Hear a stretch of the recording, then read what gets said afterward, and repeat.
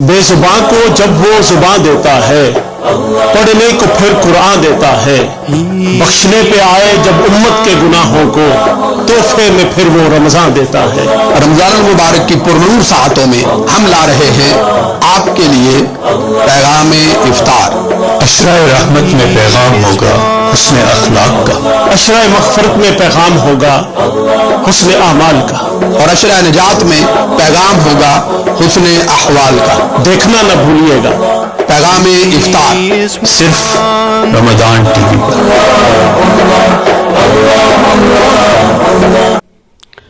السلام علیکم ناظرین، آپ دیکھ رہے ہیں پیغام افطار منہاج کے ساتھ، اور میں ہوں ڈاکٹر محمد رفیق حبیب۔ آج کے پروگرام پیغام افطار منہاج کے ساتھ کا آغاز کرنے کے لیے ہم آپ کو لیے چلتے ہیں نیو کاسل، جہاں پہ زینت القرہ قاری محمد رضوان صاحب ہمارے ساتھ ویڈیو لنک پہ موجود ہیں، اور وہ ہمیں سب سے پہلے کلام خدا سنائیں گے، اور اس کے بعد نعت رسول مقبول صلی اللہ علیہ وآلہ وسلم سے ہمارے قلوب و اذہان کو منور فرمائیں گے۔ تو چلتے ہیں، بات کرتے ہیں محترم قاری محمد رضوان صاحب سے۔ السلام علیکم۔ وعلیکم السلام، خیریت ہے جناب؟ الحمدللہ، شکر اللہ کا۔ آپ سب الحمدللہ، بہت اچھا، ویری نائس، اللہ کا بہت احسان ہے۔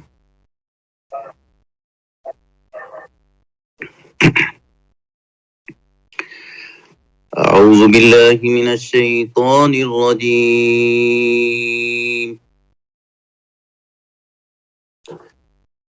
بسم اللہ الرحمن الرحیم۔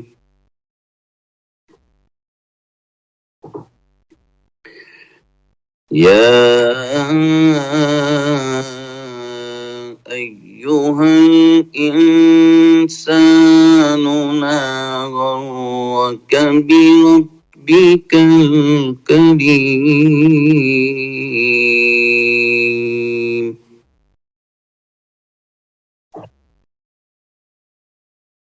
الذي خلقك فسواك فعدلك في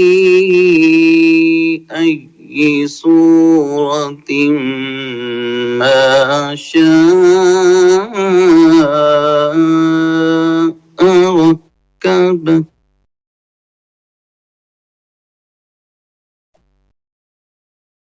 كلا بل تكذبون بالدين،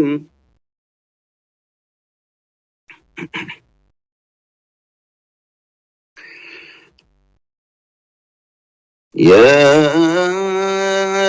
أيها الإنسان ما غرك بربك الكريم، الذي خلقك فسواك فعدلك،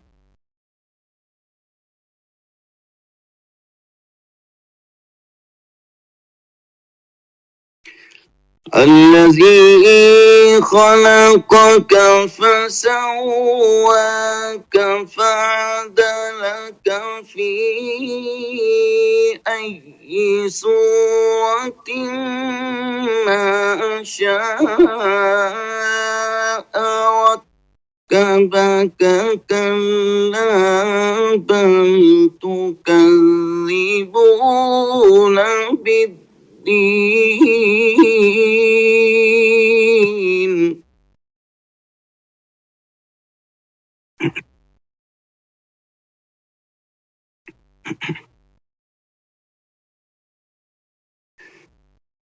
وإن عليكم لحافظين كراما كاتبين يعلمون ما تفعلون۔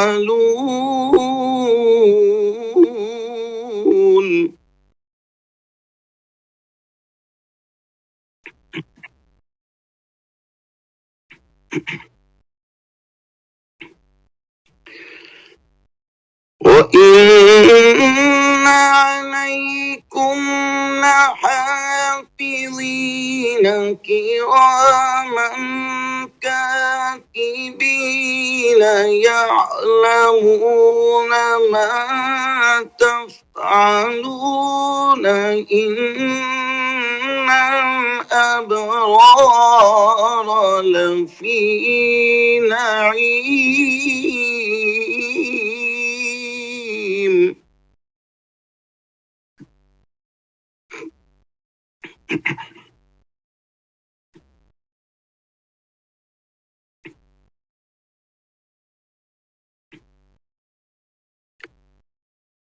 إِنَّ الْأَبْرَارَ لَفِي نَعِيمٍ وَإِنَّ الْفُجَّارَ لَفِي جَحِيمٍ.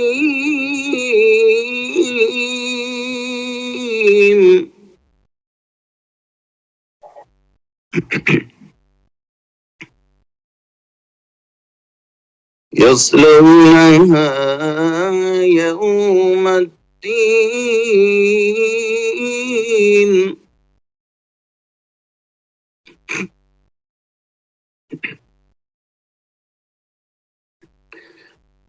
وما هم عنها بغائبين.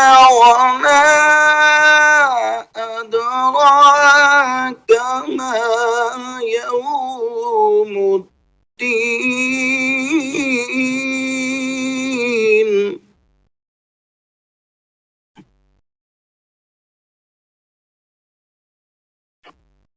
وما أدراك ما يوم الدين.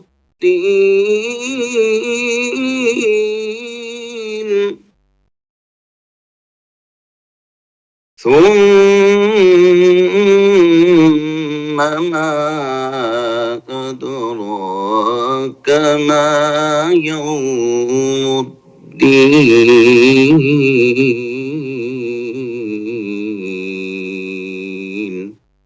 صدق الله العظيم.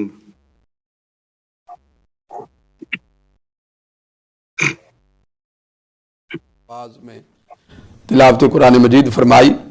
اب آپ سے دوبارہ گزارش کرتے ہیں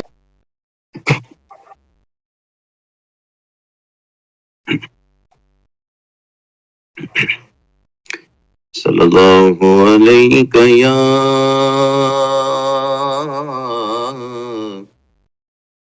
یا رسول اللہ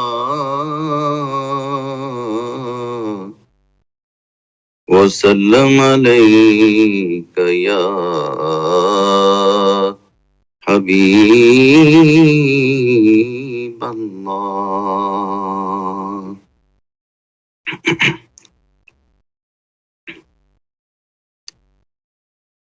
خدا پاک کا کوثین کب ٹھکانا ہے.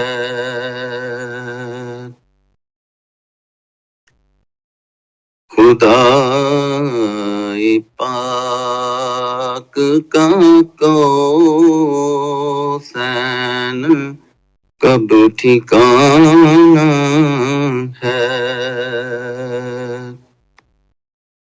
فقط مقام نبی فقط مقام نبی خلق کو دکھانا ہے.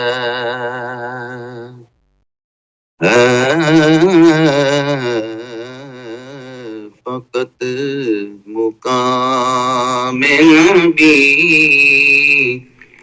خلق کو دکھانا ہے. علی بھی تو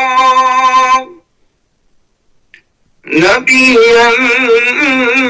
کا جلوہ خانہ ہے. سبحان اللہ، سبحان اللہ. رابی کو تو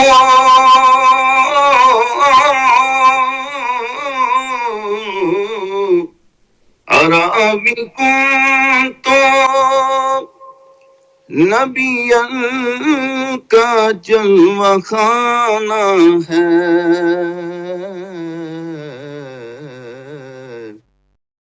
ظہور بعد میں ہے، واہ واہ سلسلہ پرانا واہ ہے. واہ واہ، سبحان اللہ. ظہور بعد میں ہے، سلسلہ پرانا ہے. خدا کی جلوہ گری کا عجب فسانہ ہے.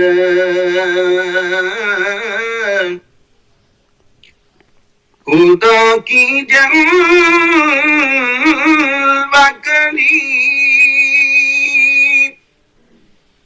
کا عجب فسانہ ہے.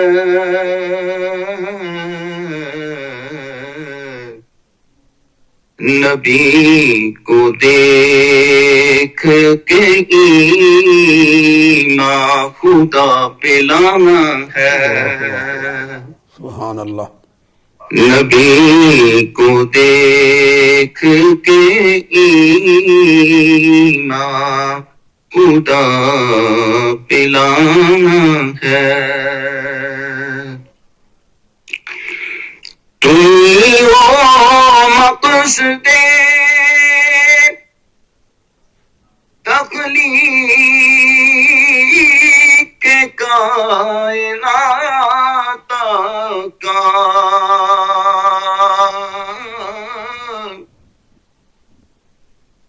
تمہیں ہو مقصد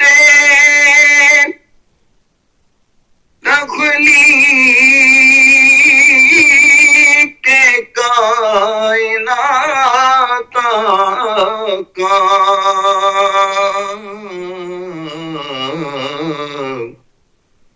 تمہارا نور ہی خلقت کا تانا بانا ہے.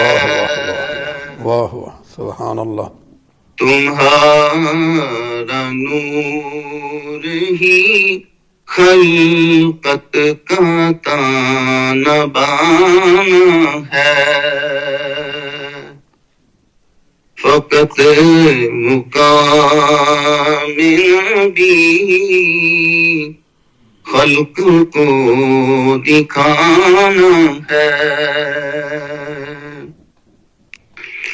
نبی شناس تو ہے ہر زمانے میں، لیکن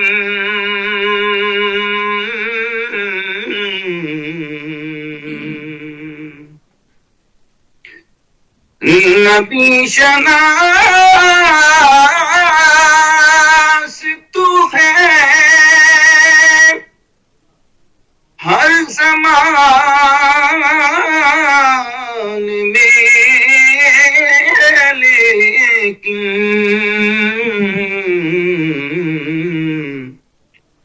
یہ دیکھنا ہے انہیں کس نے کتنا جانا ہے. بے شک بے شک، ماشاء اللہ. یہ دیکھنا ہے انہیں کس نے کتنا جانا ہے. فقط مقام نبی خلق کو دکھانا ہے، خدائے پاک کا سین کب ٹھکانا ہے۔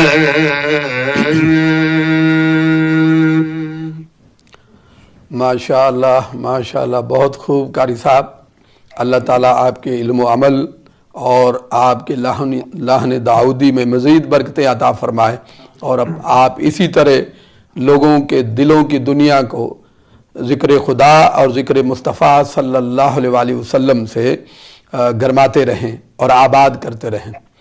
حاضرین گرامی، ہماری آج کی گفتگو کا عنوان ہے جود و سخا اور بخل و کنجوسی۔ جود و سخا اللہ کی صفات میں سے ایک عظیم صفت ہے، اور اللہ کے رسول صلی اللہ علیہ وسلم نے اہل ایمان کو یہ حکم دیا ہے کہ وہ یہ صفت اپنے اندر پیدا فرمائے اور دیگر صفات باری تعالیٰ کو اپنے اندر پیدا فرمائے۔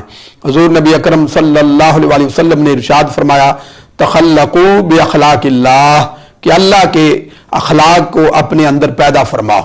اس لیے قرآن اور سنت کے اندر جود و سخا کی بہت فضیلت بیان کی گئی۔ اللہ تعالیٰ نے قرآن مجید کے اندر ارشاد فرمایا، وَيُؤْثِرُونَ عَلَىٰ أَنفُسِهِمْ وَلَوْ كَانَ بِهِمْ خَصَاصَةٌ۔ اہل ایمان کی یہ علامت بیان کی گئی کہ اہل ایمان وہ ہیں، اور اللہ کے رسول صلی اللہ علیہ وسلم پر صحیح معنوں میں ایمان لانے والے جو لوگ ہیں، ان کی شان یہ ہے کہ اگر وہ خود ضرورت مند ہوں، حاجت مند ہوں، اور اس کے بعد ان کو پتہ چلے کہ ہمارے علاوہ بھی کوئی اور ضرورت مند اور حاجت مند ہے، تو وہ اپنی حاجت پر دوسروں کی حاجتوں کو ترجیح دیتے ہیں اور اپنی ضرورتوں کو قربان کر کے دوسروں کی ضرورتیں پوری کرتے ہیں۔ سرکار دو جہاں صلی اللہ علیہ وسلم نے ارشاد فرمایا، الجود من جود اللہ، کہ جود اللہ کی صفات میں سے ایک عظیم صفت ہے۔ فجودو، تو اے میرے امتیوں اپنے اندر جود پیدا کرو، تم دوسروں پر جود کا اظہار کرو گے، سخا کا اظہار کرو گے، دوسروں پر خرچ کرو گے تو اللہ تعالیٰ تمہارے اوپر جود کی بارشیں فرمائے گا۔ اور پھر سرکار دو جہاں صلی اللہ علیہ وسلم نے ارشاد فرمایا، السخاء خلق اللہ الاعظم، کہ جو سخا ہے، سخاوت ہے، وہ اللہ کے اخلاق میں سے اعظم ترین خلق ہے۔ تو ہمیں یہ حکم دیا گیا اور بتایا گیا کہ کس طرح اللہ کی بارگاہ میں جود و سخا کی اہمیت اور قدر و قیمت ہے، اور حضور نبی اکرم صلی اللہ علیہ وسلم نے یہ بھی فرمایا، افضل الناس ایمانا ابسطہم خلقا ابسطہم کفا، کہ تم میں سے افضل ترین ایمان والا وہ شخص ہے جو ہاتھ کا کھلا ہے، جس کے ہاتھ کے اندر کشادگی ہے۔ مطلب یہ ہے کہ جو خرچ کرنے والا ہے، سخاوت کرنے والا ہے، عطا کرنے والا ہے، اللہ کے ہاں اس کا سب سے بڑا مقام ہے۔ اس پر مزید گفتگو کرنے کے لیے چلتے ہیں علامہ محمد شاہد بابر صاحب کی طرف اور ان سے پوچھتے ہیں کہ جود و سخا کا معنی مفہوم کیا ہے اور قرآن و سنت میں اس کی کیا فضیلت بیان کی گئی ہے۔ بہت شکریہ ڈاکٹر صاحب۔ بسم اللہ الرحمن الرحیم۔ سخا کی تعریف کو سمجھنے کے لیے ہم اس کو ایک درجات میں اور تب اس کے تقسیم کریں گے۔ سخا بنیادی طور پر دل کی ایک کیفیت کا نام ہے اور ایک خلق کا نام ہے، جیسے آپ نے جس طرف اشارہ فرمایا کہ یہ اللہ کے اخلاق میں سے ایک خلق ہے۔ اگر انسان کے پاس کچھ مال ہو، 100 روپے ہے یا 100 پاؤنڈ ہے، اور اس میں سے میں اگر 40 پاؤنڈ دوسروں کی ضرورت پہ خرچ کروں اور 60 پاؤنڈ اپنی ضرورت پر خرچ کروں تو اس کو ہم سخاوت کہیں گے۔ اور یہ سخاوت دل کی اس وسعت کا ادنا ترین درجہ ہے، یعنی زیادہ اپنے پاس رکھوں، زیادہ اپنے پاس رکھوں اور تھوڑا دوسروں کو دوں۔ اس کے بعد دوسرا درجہ آتا ہے جود کا، یہ اس کہ برعکس ہے کہ جب میری دل کی وسعت یوں ہو جائے کہ میں اپنی ضرورتوں کے لیے تھوڑا رکھوں اور دوسروں کی ضرورتوں پر زیادہ خرچ کروں تو اس کو جود کہتے ہیں. تو اس سے جواد، تو جواد سخی سے اوپر والا درجہ ہوتا ہے. اور اگر میں اپنی ضرورتیں بھی ہوں اور دوسروں کی ضرورتیں بھی ہوں تو میں اپنا سارا مال اٹھا کر دوسروں کی ضرورتوں پر خرچ کر دوں اور خود اپنی ضرورتوں کو برداشت کروں، تو اس کو کہتے ہیں ایثار، جو آپ نے آیت پڑھی. اور اسی یؤثرون علی انفسہم، یہ اللہ تعالیٰ نے یہ قرآن پاک میں تو یہ وسعت قلبی کے درجات ہیں جو بڑھتے جا رہے ہیں. اور اس سے بڑھ سے اعلیٰ درجہ، جود سے اوپر کا درجہ. جی ہاں، پہلے سخاوت، پھر جود، پھر ایثار، اور پھر چوتھا درجہ آتا ہے کرم کا، کہ انسان جتنا بھی خرچ کر لے، خرچ کرنے کے بعد بھی یہ سمجھے کہ میں نے کچھ بھی نہیں کیا. اس کو کہتے ہیں کریم. جو صاحب کرم ہو اس کو کہتے ہیں کریم، اور کریم النفس. تو یہ وسعت قلبی کے مختلف درجات ہیں. تو نبی پاک صلی اللہ علیہ وسلم نے اس کی طرح مختلف مقامات پر اشارہ قرآن پاک میں جا بجا ان چیزوں کا ذکر ہوا.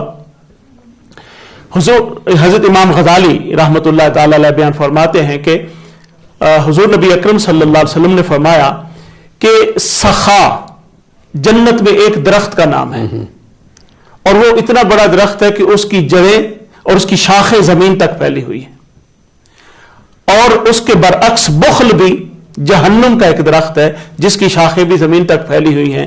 حضور نبی اکرم صلی اللہ علیہ وسلم نے فرمایا جو اس سے پہلے کہ آپ اس طرف چلے، ہمارے مہمان، ہاں نہیں ان کو میں یہی پر ہمارے مہمان جو ہیں وہ بس یہ دو جملے ان کے اعزاز میں عرض کرنا چاہوں گا کہ حضور نبی اکرم صلی اللہ علیہ وسلم فرمایا جو شخص اس سخا کے درخت کی ایک شاخ کو بھی پکڑ لے، یعنی کہ سخاوت کی کسی ایک عادت کو بھی اپنا لے، تو وہ جنت اس شخص کو وہ درخت اس کو جنت میں لے کر جائے گا. اور اگر کوئی شخص جہنم کے بخل والا جو درخت ہے اس کی کسی ایک شاخ کو پکڑ لے، یعنی کہ بخیلی والی عادتیں اپنا لے، تو وہ اس کو جہنم میں پہنچا کر چھوڑیں گی. اب آپ ہمارے ساتھ ناظرین لندن سے ویڈیو کال پہ موجود ہیں حجت الاسلام سید علی رضا بخاری صاحب. السلام علیکم.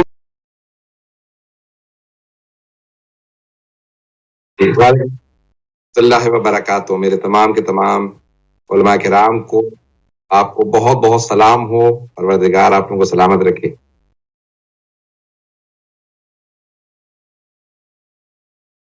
کرم میں اللہ نے جو ہے وہ یہ برکتیں دوبارہ عطا کی ہیں، اور اللہ سبحانہ و تعالی ہم سب کو اس کی برکتوں سے مستفید فرمائے، اور ہم انشاءاللہ تعالی اس کی رحمت میں اور اس کی مغفرت سے سب انشاءاللہ سرشار رہیں.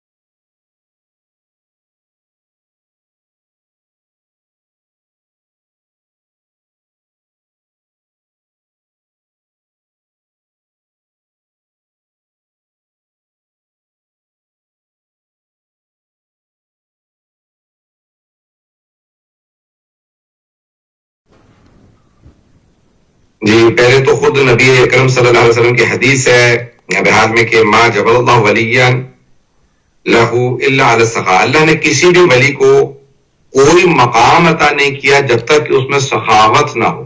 جی جی جی بے شک مقامات کے عوض اللہ تعالیٰ نے عطا کرتا ہے. اور آل محمد علیہ السلام میں جو ہے اگر آپ دیکھیں تو سخاوت ان کا سب سے بڑا طور امتیاز رہا ہے کہ ان کا علم اور ان کی سخاوت، شجاعت، یہ سب صفات ان کے اندر ہے، خوبصورتی. لیکن سب سے زیادہ جو سخاوت، جناب امیر سے دیکھیں امام حسن امام حسین، اور رسول اکرم کا لقب ہی کریم ہے، اور اہل بیت علیہ السلام کے اندر وہ کرم پایا جاتا. کریم اگر آپ نہج البلاغہ دیکھیں تو حضرت علیہ السلام فرماتے ہیں کہ سخی وہ ہوتا ہے کہ جو خود بھی کھائے دوسروں کو بھی کھلائے، اور کریم اسے کہتے ہیں جو خود نہ کھائے دوسروں کو کھلائے. واہ واہ واہ واہ. ماشاء اللہ.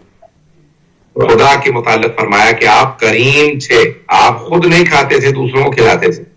اور اگر آپ نے ان کی وہی صفت دیکھنی ہے تو آپ کو سب سے زیادہ آل محمد علیہ السلام میں نظر آئے گی. جناب امیر کی سخاوت کہ آپ جب خیبر سے واپس آ رہے تھے، کہ جس خیبر کے بعد امہات المومنین فرماتی تھی کہ خدا رحمت نازل کرے ابو الحسن پہ، کہ انہوں نے جب خیبر فتح کیا تو ہم نے پیٹ بھر کے خرمے کھائے. علی بن ابی طالب نے جو ہے گھر آئے، اور تاریخ آپ بھی جانتے ہیں نبی کہ بھی تمام مدینے کے گھروں میں صحابہ کرام رضوان اللہ علیہم کے گھروں کے اندر تمام کی تمام صحابیات نے نئے لباس پہنے، نیا زیور آیا، بچوں نے نئے لباس پہنے. تو کچھ بچوں نے امام حسن حسین علیہ السلام سے کہا کہ جب ہر بچے نے نیا لباس پہنا ہے تو آپ دونوں نے لباس کیوں نہیں پہنا؟ تو یہ کہا کہ بھئی آپ لوگوں نے لباس ہمارے بابا کی اس فتح کی وجہ سے پہنا ہے. فوراً دونوں گھر آئے، کہا ماذا گرامی، نہ آپ نے نیا لباس پہنا نہ ہم نے نیا لباس پہنا. تو جناب صلی اللہ علیہ وسلم نے فرمایا کہ میرے بچوں انتظار کرو، آپ کے بابا تشریف لا رہے ہیں. تو جیسے جناب امیر آئے تو دیکھا صحن میں جناب سیدہ جو ہیں وہ حسنین کریمین کے ساتھ کھڑی ہیں. تو کہا کہ یا ابو الحسن آپ ہمارے لیے کیا لے کے آئے ہیں؟ تو علی بن ابی طالب نے سر جھکا لیا. کہا سیدہ لایا بہت کچھ تھا، لیکن جب میں مدینے پہنچا تو فقراء مدینہ نے ہاتھ پھیلا کے کہا کہ یا علی ہمارے لیے کیا لائیں؟ تو جو کچھ لایا تھا میں فقراء مدینہ میں تقسیم کرا آیا ہوں. تو میں آپ کے لیے کچھ نہیں لا سکا، میں اپنے بچوں کے لیے. تو جناب سیدہ نے کہا اے ابو الحسن اگر آپ وہ سب کچھ لے آتے تو مجھے اتنی خوشی نہ ہوتی جتنی اب ہو رہی ہے کہ آپ سب تقسیم کرائیں. بابا ہمیں ناز ہے، آپ ہمارے بابا ہیں کہ آپ اپنے بچوں کے لیے کچھ لائیں نہ لائیں، فقراء مدینہ میں سب کچھ آپ تقسیم کرائیں. تو ہم آل محمد علیہ السلام کے لیے اس لیے دیکھتے ہیں کہ ان کی سخاوت امام حسن علیہ السلام سے متعلق ہے کہ پورے سال آپ کا دسترخوان جاری رہتا تھا. کبھی بھی کوئی آ کے آپ کے دروازے پہ دستک دے تو آپ کہتے تھے کہ کھانا حاضر ہے، میں خود کھاؤں نہ کھاؤں. تو آل محمد میں ہمارے ہاں امام صادق سے مشہور ہے کہ اہل بیت رسول خدا کے بعد آل محمد میں جو سب سے زیادہ کریم تھے وہ امام حسن مجتبیٰ تھے. کریم اہل بیت امام حسن مجتبیٰ. کہ آج دنیا بھر میں اگر دسترخوان ہمارے یہاں اگر کوئی کرتا ہے تو کہتا ہے دسترخوان امام حسن مجتبیٰ. اور امام حسن مجتبیٰ سے متعلق ملتا ہے کہ اگر آپ سے کوئی مانگتا تھا تو آپ کہتے تھے ممکن ہی نہیں ہے کہ وہ حسن کے دروازے پہ کوئی آئے اور بغیر عطا کے چلا جائے. اور آیات میں ہے کہ آپ مسلسل جو ہے وہ آگ لگائے رکھتے تھے گھر کے اندر تاکہ دھواں دے کے کوئی بھی جب چاہے 24 گھنٹے میں میرے در پہ آ کے مانگ سکتا ہے. امام حسین علیہ السلام سے متعلق ہے شیخ عباس قمی نے لکھا ہے کہ ایک آدمی نے آپ سے کچھ کہا کہ مولا میرا اتنا قرضہ ہے، میرے اتنے ہزار مثلا 3000 درہم میرا قرضہ ہے. مولا نے کہا کہ میرے جب رسول خدا فرماتے تھے جب عطا کرو تو حیثیت دیکھ کے، علم دیکھ کے، اس کا مقام کو دیکھ کے عطا کرو. اگر میں تجھ سے 3 سوال کر لوں تو 3000 دوں گا. کہا ٹھیک ہے. کہا بتا اگر کوئی آدمی محتاج ہو تو اسے کیا کرنا چاہیے؟ کہا مولا پھر اس کو جو ہے صبر کرنا چاہیے. کہا اور اگر اس کے پاس پیسہ ہو تو کہا اس کو سخی ہونا چاہیے. مولا نے کہا کہ اگر اس کے پاس پیسہ نہ ہو اور اس کے پاس صبر بھی نہ ہو تو کیا؟ کہا اسے مر جانا چاہیے. مولا نے کہا جتنا میں چاہتا تھا عطا کروں اس سے زیادہ عطا کروں گا کیونکہ میرے ہر سوال کا تو نے جواب ایسا دیا ہے جیسا میں سننا چاہتا تھا. تو اس نے جتنا تھا مولا نے اس کو دوگنا عطا کیا. کہا مولا میرا قرضہ تو 3000 میں اتر گیا. مولا نے کہا 3000 تیرے لیے ہیں کیونکہ حسین ابن علی محمد مصطفیٰ احمد مجتبیٰ کا نواسا علیہ السلام صلی اللہ علیہ وسلم. تو ائمہ السلام نے یہاں تک جناب فاطمہ الزہرا سے متعلق ملتا ہے کہ ایک مرتبہ رسول خدا نے کہا کہ سیدہ میرے ساتھ ایک نابینا ہے، ہم لوگ کھانے کے لیے آپ کے پاس آنا چاہتے ہیں. کہا بابا جان میرے پاس صرف چادر نہیں ہے، میں نے ایک مانگنے والے کو چادر عطا کر دی. تو آپ نے فرمایا میری لخت جگر جو میرے ساتھ آیا. کہا بابا جان ہاں وہ نابینا ہے، میں تو نابینا نہیں ہوں، میں اپنے پردے کے لیے آپ سے آپ کی ابا مانگ رہی ہوں. تو پیغمبر اسلام نے اپنی ابا اتار کے اپنی صاحبزادی کے پہ رکھی. تو جناب سیدہ وہ عطا کرنے والی کہ مانگنے والے کو اگر کچھ نہ ہو تو چادر کے بغیر یعنی کچھ نہ کچھ تو عطا کر دوں، کہ ایسا نہ ہو کہ کوئی مانگنے والا آئے بنت رسالت کے در پہ وہ خالی ہاتھ چلا جائے. تو امام سجاد علیہ السلام سے متعلق ملتا ہے کہ ماہ رمضان کی ہر شب میں چہرے پہ نقاب رکھ کے جاتے تھے کہ مدینے کے اندر کوئی تابعی ایسا نہ ہو کہ جس کے گھر میں فاقہ ہو، سید سجاد کے گھر میں فاقہ نہ ہو. یہاں تک کہ آپ کے غلام نے کہا میں نے مولا کی پشت پہ دیکھا تو نشان بن گئے تھے راشن اٹھا کے گھروں میں پہنچاتے تھے کھانے. کہا کہ امام حسین بیٹے صاحبزادے امام اسلام کا گھر میں راشن پہنچاؤں گا, کوئی ایسا نہ ہو میرے جد رسول خدا کے شہر میں جو یہ کہے سجاد کے گھر میں کھانا تھا, میرے گھر میں کھانا نہیں تھا. سبحان اللہ, سبحان اللہ, سبحان اللہ. انبیاء کی صفات میں سے ایک صفت ہے صحابت میں. ایک آخری حدیث مجھے نہیں معلوم سے آپ حضرات کے پاس. جی فرمائیے حدیث پاک سنائیے. اللہ کو جوان جس اچھا زیادہ پسند ہے بوڑھا کا مانا کیوں کہ اگر وہ جوان سخاوت رکھتا ہو اور بوڑھا بخیل ہو تو اللہ کو وہ جوان جس کا کردار صحیح نہ ہو زیادہ پسند ہے اس عابد بوڑھے سے جو بخیل ہو. اللہ کو سخاوت اتنی پسند ہے کہ اللہ سبحانہ وتعالی اس جوان کو اس لیے ہدایت دے دیتا ہے کیونکہ وہ سخی ہے. سخاوت انبیاء کی صفات میں سے. بہت شکریہ علامہ صاحب, اللہ تعالیٰ جزا عطا فرمائے آپ کو, آپ کے علم و عمل میں برکتیں عطا فرمائے. انشاءاللہ بہت ایمان افروز آپ نے گفتگو فرمائی, تو انشاءاللہ رابطہ رہے گا. عمیر بھائی آپ کی طرف چلتے ہیں. اس سے پہلے ہم نے سید علی رضا صاحب نے بھی اور علامہ صاحب نے بھی جود و سخا کی بات کی. اب اس کے برعکس جو چیز ہے وہ جو جود و سخا کے معنی ہے وہ بخل اور کنجوسی ہے کہ انسان جو کچھ کمائے جو کچھ ہو اپنے پاس رکھے اور بالکل اس میں سے خرچ نہ کرے. تو یہ بخل کیا ہے اور اس کی مذمت میں قرآن و سنت کیا فرماتا ہے؟ Bukhul is miserliness, and it's the opposite, as Allama Sahib was mentioning, of beneficence or philanthropy. And it means not spending money on the poor and needy, but at the same time it includes if you're not spending money within your family, you're not spending money on your family either.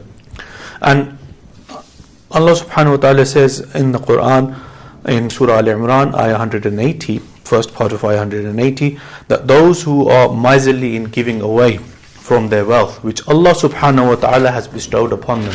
So the wealth is from Allah subhanahu wa ta'ala. ہمارے پاس ایک collar آ گئے ہیں ڈنڈی سے, ان کی کال لیتے ہیں اور اس کے بعد پھر گفتگو آپ جاری رکھیں گا. طلعت صاحب ہیں ہمارے ساتھ ڈنڈی سے. السلام علیکم طلعت صاحب. وعلیکم السلام ورحمۃ اللہ وبرکاتہ. وعلیکم السلام. کیسے استاد احباب؟ الحمدللہ, اللہ کا کرم. آپ سنائیے. الحمدللہ محفل بہت اچھی سجائی ہے آپ لوگوں نے. جی میں ڈنڈی کے ساتھیوں کی طرف سے منہاج القرآن UK کو مبارکباد پیش کرتا ہوں کہ جنہوں نے ان مشکل حالات میں بڑی حد تک مساجد کے بند ہونے کے بعد مساجد کی کمی محسوس جو ہو رہی تھی اس میں کمی واقع ہوئی ہے.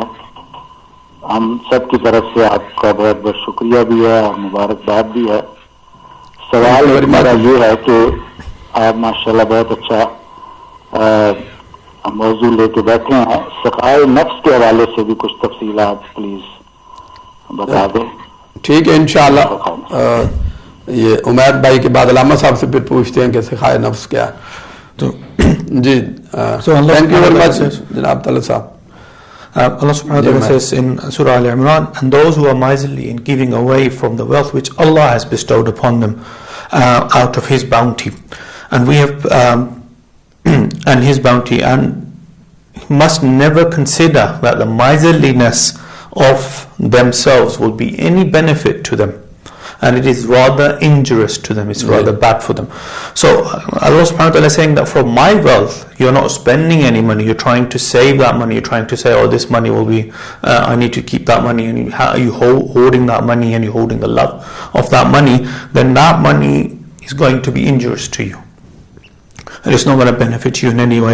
So Surah An-Nisa, Allah subhanahu wa ta'ala says in ayah 37, those who are miserly and bid others also to be miserly. So they're not just themselves, but they're asking others to be doing the same and hide that blessing which Allah subhanahu wa ta'ala has granted them of His bounty.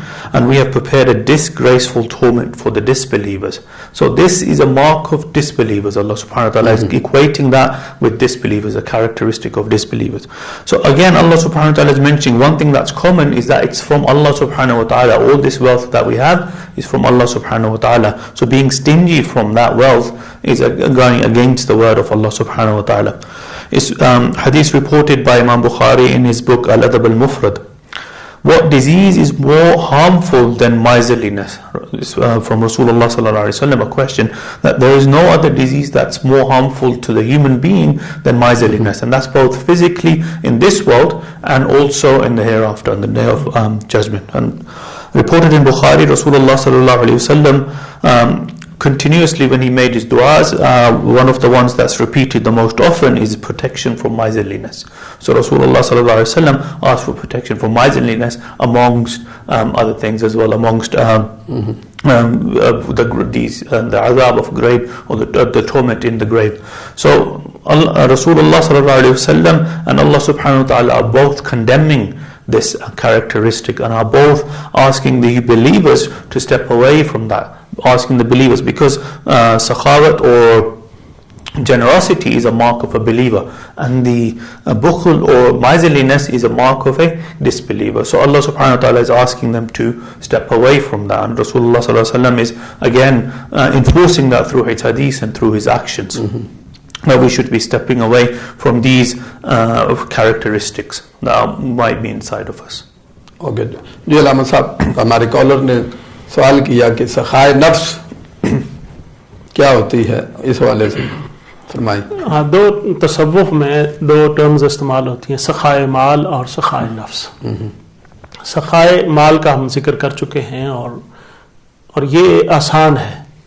مال کو خرچ کرنا، مال کی محبت کو دل سے نکال دینا، یہ آسان ہوتا ہے. اور سخائے نفس تھوڑا مشکل ہے اس کے مقابلے میں. مال کی محبت نکلتی ہے، مگر اگر کسی انسان نے اگر آپ کے ساتھ زیادتی کی ہو، آپ کے ساتھ آپ کا حق مارا ہو، آپ کو، اور ون طرفہ ہو، آپ کا اس میں کسی قسم کی آپ نے اس کے ساتھ زیادتی نہ کی ہو، بلکہ ون طرفہ ہی زیادتی، مگر پھر بھی آپ اس کو اللہ کی رضا کے لیے معاف کر دیں، اور حتیٰ کہ اس کو یہ بھی آپ کو گوارا نہ ہو کہ میرا بھائی جس نے میرے ساتھ زیادتی کی ہے، اس کو معافی تلافی کے لیے بھی شرمساری اٹھانی پڑے یا شرمندگی کا سامنا کرنا پڑے، محض اس کو اپنی طرف سے معاف کر دینا اللہ کی رضا کے لیے، اور دل کو بالکل صاف ستھرا رکھنا، کسی قسم کی کسی کے لیے میل دل میں نہ آنے دینا، اس کو سخائے نفس کہتے ہیں.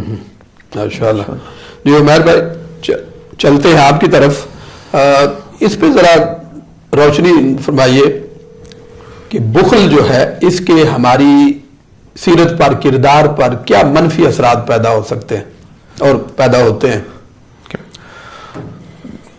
In terms of miserliness, if as Allama Sahib was explaining, as sakha or generosity has two stages. It's the same thing with miserliness. It's not just to do with your money, it's not just to do with your wealth, but it's also to do with your time and with your feelings and with your conduct.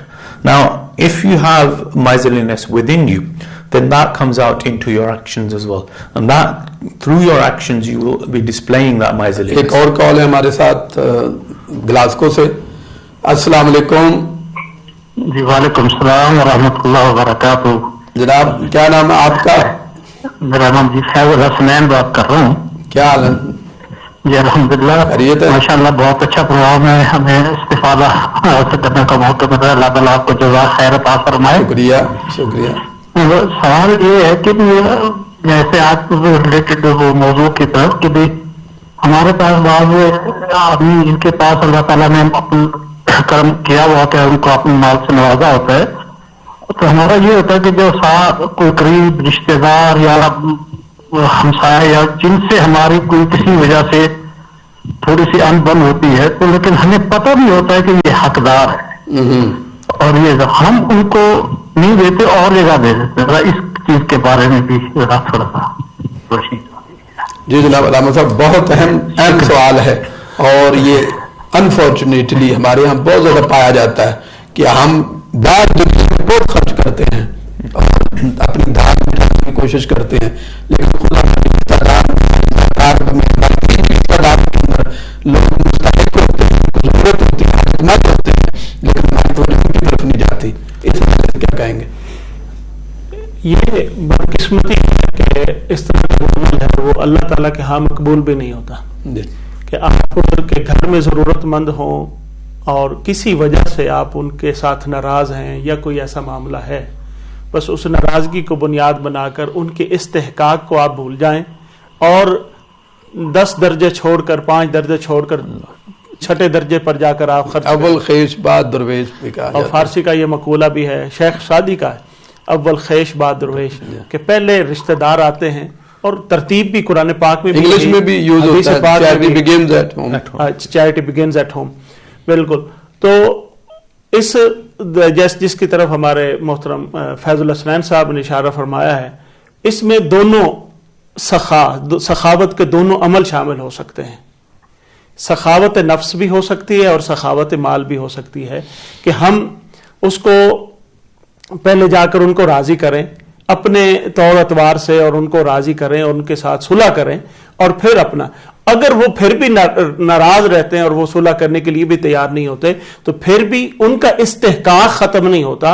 आप किसी और तरीके से भी पहले उन तक जो वो मुस्तहिक हैं उनका इस्तेहकाक उन तक पहुंचाएं, अपनी ज़कात अपने अखराजात उनकी लुक आफ्टर हर तरह करें, तो फिर आगे का सफर शुरू होगा। यानी बल्कि अजर व सवाब बढ़ जाएगा कि आप उनको दे रहे हैं जिनके बारे में आपके दिल के अंदर बिल्कुल यहीं से तो ये नफ्स कुशी अपनी ये अपनी नफ्स की इस्लाह भी है और एक सखाए नफ्स जो सवाल किया गया उसके साथ भी, तो दोनों ये उसके अंदर आ जाते हैं। हमारे साथ एक और कॉलर हैं। अस्सलाम वालेकुम। जी अस्सलाम वालेकुम अल्लामा साहब। वालेकुम सलाम।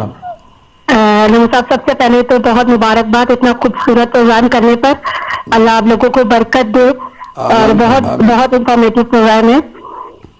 मेरा अल्लामा साहब से एक ये सवाल था कि अगर सखावत के लिए माल होना जरूरी है और अगर किसी के पास माल ना हो तो वो कैसे सखावत की फजीलत हासिल कर सकता है? Okay, thank you very much मोहतरमा फायजा साहब डंडी से जो क्वेश्चन फरमा रही थी। तो ये भी एक अच्छा पहलू उन्होंने जो है हाईलाइट करने की कोशिश की कि अगर तो किसी के पास कुछ है ही नहीं तो वो फिर इस जो है अमले खैर से महरूम रहा। नहीं, तो सखावत का ताल्लुक अमीरी और गरीबी से नहीं है। बुनियादी तौर पर एक तो कॉन्सेप्ट ये समझ लें, सखावत कल्बी वसत का नाम है जी जी, उसमें अमीरी और गरीबी का कोई दखल नहीं है। अगर बंदे का दिल वसी है और वो उसके अंदर अल्लाह तबारक व तआला ने वसत रख दी है और सखावत का जो दाइया उसके अंदर रख दिया है, और फिर अमीरी और गरीबी पैसे का होना या ना होना कोई माना नहीं रखता। फिर अमीर भी बहुत बड़ा फकीर हो सकता है अल्लाह की बारगाह में, और फकीर भी बहुत बड़ा सखी हो सकता है अल्लाह की बारगाह में। अब ये क्वेश्चन नबी पाक सल्लल्लाहु अलैहि वसल्लम की बारगाह में भी हुआ। सरकार दो जहां नबी पाक सल्लल्लाहु अलैहि वसल्लम जब ये फरमाया ना, वो तुताहिर हम, ये परसों भी आपने आयत करीमा पढ़ी सूरह तौबा की, खुद मिन अमवालिहिम सदका, कि आप उनके अमवाल से सदका लें और उसके जरिए उनको तज़किया दें और उसके जरिए उनकी ततहीर करें, तज़किया और ततहीर। तो एक सहाबी खड़े हो गए, उन्होंने कहा या रसूल अल्लाह सल्लल्लाहु अलैहि वसल्लम, ये तो फिर मालदारों को तज़किया और ततहीर मिलेगी, तो हम गरीब जो असहाब सुफ़ा थे वो तज़किया और ततहीर कैसे हासिल करें? तो नबी पाक सल्लल्लाहु अलैहि वसल्लम ने चंद आमाल की तरफ इशारा फरमाया और फरमाया तबस्सुम का फी वजह अखी का सदाकतुन। अगर तू अपने भाइयों को मुस्कुराहट के साथ भी मिले और अपने चेहरे पर मुस्कुराहट और एक्सचेंज ऑफ स्माइल भी करे तो यह भी सदका है। वह अमरों का बिल मारूफ व नहियों का अनिल मुनकर सदका, और तेरा अच्छे काम का हुक्म देते रहना और बुराइयों से रोकते रहना ये तेरे लिए सदका और सखावत का अमल हो जाएगा। वह इरशाद का रजुल फिल अर्द दलाल का सदकातुन, और अगर तू किसी भूले भटके को सीधी राह पर चला दे तो यह भी तेरे लिए सदका हो जाएगा। वह इमाततुकल अज़ा व शौक वल अज़मी अन तरीक़ ला सदका, रास्ते से पत्थर हटा देना, हड्डी या कोई तकलीफ दे मुसाफिरों की रास्ते को साफ कर देना, यह भी तेरे लिए सदका है। वह इफरागों का बिन दल्वे का फी दल्वे अखीक अल्लाह का सदका, और अपने डोल में आपने पानी भरा हुआ है, मेहनत आपकी है और अपने आपके दूसरे भाई का बहन का जो है डोल पानी से खाली है, यानी वो मेहनत नहीं कर सका, उसके पास आज कितने लोग बेरोजगार हो गए और कईयों के पास माल है और कईयों के पास नहीं है। तो ये वो है वे इफरागों का, अपना भरा हुआ डोल दूसरे भाई के खाली डोल में डाल देना, यह भी सदका है। तो इतना भी, और फिर हुजूर ने फरमाया कि अगर कोई शख्स बीमारी से महरूम है اس کا بازو پکڑ کے روڈ کراس کر دینا، یہ بھی سخاوت کا. تو ارد گرد چھوٹے چھوٹے اتنے اعمال ہوتے ہیں ہمارے ارد گرد کہ ہم ضروری نہیں ہے کہ مال ہوگا تو سخاوت کریں گے. سخا کے لیے مال ہونا ضروری نہیں ہے، بندے کی نیت ہونا ضروری ہے اور یہ احساس ہونا ضروری ہے. اگر یہ احساس اندر بیدار ہو جائے تو پھر بے شمار طریقے ہیں اس صفت پر عمل پیرا ہونے کے. چلتے ہیں ایک مرتبہ دوبارہ عمیر صاحب کی طرف، ان سے پوچھتے ہیں کہ اگر بخل کی بیماری انسان کے اندر ہو تو اس سے ہم اپنے آپ کو بچا کیسے سکتے ہیں؟ Again, as we were talking about this the other day, about having akhlaq sayyat and how can we get rid of them, this is again the same point, that you have to then get towards the way of Rasulullah sallallahu alaihi wasallam and his sahaba and look at their examples and try to instill that within you and try to suppress the feelings that you get of miserliness, the feelings that you get that you don't want to spend in the way of Allah, or you don't want to be spending your time, or you don't want to be doing any of those things, as Allama Sahab just said, in terms if you don't have any wealth. And the way you can get rid of it is, again, changing the feeling of your heart. It's a different habit. It's altogether changing the habits, changing your personality, a characteristic. And it needs to happen. You might need to force yourself for, say, 40 days, and after 40 days it might become a habit.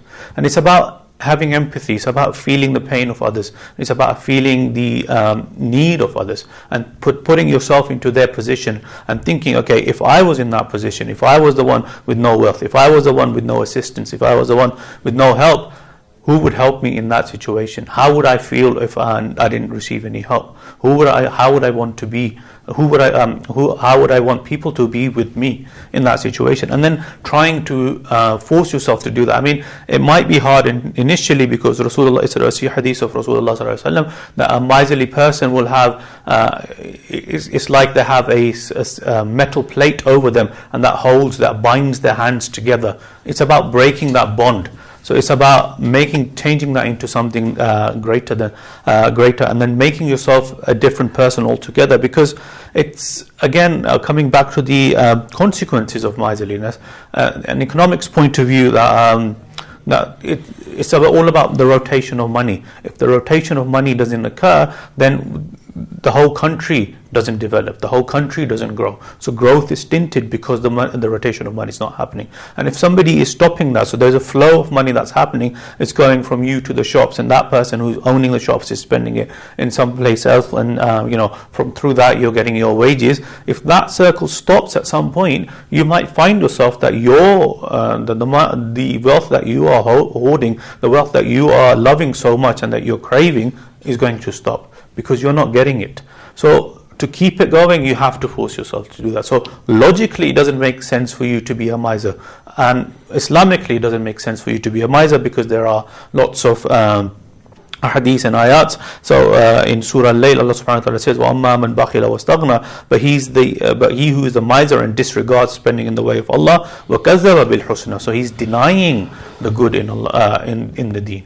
And that denial is going to land you in the wrath of Allah subhanahu wa ta'ala. So to avoid that, force yourself initially, and then inshallah you'll find that the joy that Allah subhanahu wa ta'ala puts, because remember, if Allah subhanahu wa ta'ala is punishing miserliness, at the same time He is rewarding generosity. So the reward that you will feel, the barakah that you will feel, and then you will realize that the wealth that you are trying to hoard so much to increase it is actually being increased by you spending it.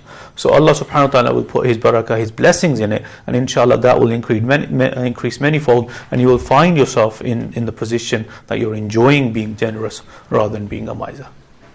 جی علامہ صاحب, آپ اردو میں کچھ کہیں گے کہ اگر بندے کے اندر یہ بخل کی بیماری ہو اور کنجوسی کی بیماری ہو تو کس طرح وہ کون سے طریقے اپنا سکتا ہے اس بیماری کو اپنے اندر سے دور کرنے کے لیے؟